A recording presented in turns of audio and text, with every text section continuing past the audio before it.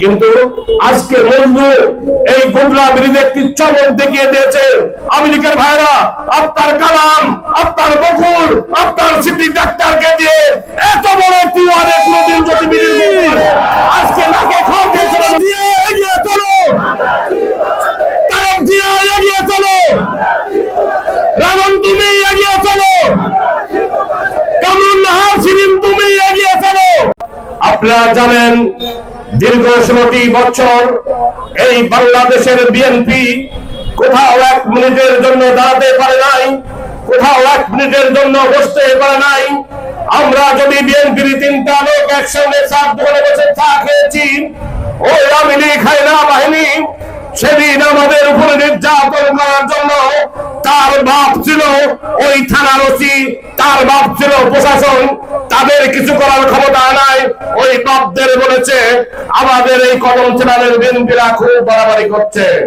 প্রিয় ভাইরা আমার, আপনারা এই কদম চ্যানেলের মানুষ রাজ সাক্ষী।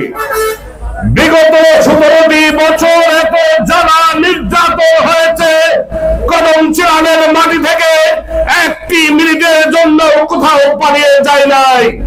কদম চ্যানেল মামলা দেন, হামলা দেন, যেখানেই থেকেছি কদম চ্যানেলের মানুষের পাশে থেকেছি, আপনাদের সুখ দুঃখের পাশে থেকেছি, আপনাদের কতটুকু উপকার করতে পারেছি কি না পারেছি, কিন্তু আপনাদের ছেড়ে কোথাও কোনোদিন পালিয়ে যায় নাই। প্রিয় ভাইরা আমার, আপনারা একটি কথা মনে রাখবেন, আজকে বাংলাদেশ শেখ হাসিনা একটি 41 সাল পর্যন্ত আপনি ঘোষণা দিয়েছিলেন 41 সাল পর্যন্ত আপনারা ক্ষমতায় থাকবেন। আল্লাহর এমন একটি লীলা খেলা, 41 সাল নয় 45 মিনিটের মধ্যে আপনি চোরের মতন আপনার সকল নেতৃবৃন্দকে ফেলে আপনি ভারতে গিয়ে মোদির সঙ্গে ঘর করছেন। আপনার মোদি ছাড়া আপনাকে আর কেউ উঠায় দিবে না। আপনি বিভিন্ন রাষ্ট্রে আশ্রয় চেয়েছেন, কেউ আপনাকে আশ্রয় দেয়। মোদি আপনাকে আশ্রয় দিয়েছে, মোদিও আপনাকে আর রাখতে পারবে না। মোদির ওখানে আপনি আর 16 দিন থাকতে পারবেন, তারপরে হবেন আপনি অবৈধ। এত আইন, এত কিছু, সব কিছু ফেলে চোরের মতো পালিয়ে গেলেন কোথায়? আপনার যারা নেতা কর্মী তাদের খোঁজ রাখবে কে? প্রিয় ভাইরা আমার, একটু ছোট্ট গল্প করবো। যদি প্রকৃত সুন্দর, প্রকৃত ইমানদার কোন ব্যক্তি হয়, তার মাও যদি পরকিয়া করে অন্য কারোর সাথে বেড়ে চলে যায়, ওই সন্তান আর কোনদিন ওই মাকে মা বলে স্বীকার করে না।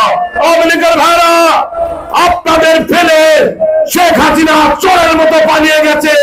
এবার আপনারা যদি বিবেকবান হয়ে থাকেন, ওই চোরের সাথে আর কোনদিন রাজনীতি করবেন না।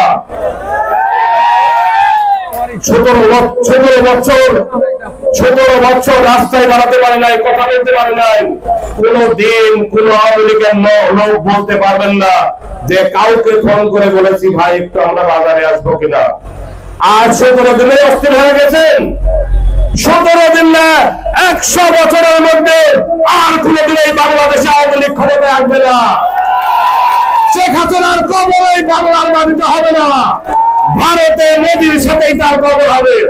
প্রিয় ভাইরা আমার, আচরণ দেখিয়ে দিয়েছে আমেরিকার ভাইরা আপনার কালাম, আপনার বকুল, আপনার সিটি ডাক্তারকে দিয়ে এত বড় টিওয়ারে কোনদিন যদি মিডিল করতে পারেন, আজকে নাকে খাওয়া দিয়ে চলো।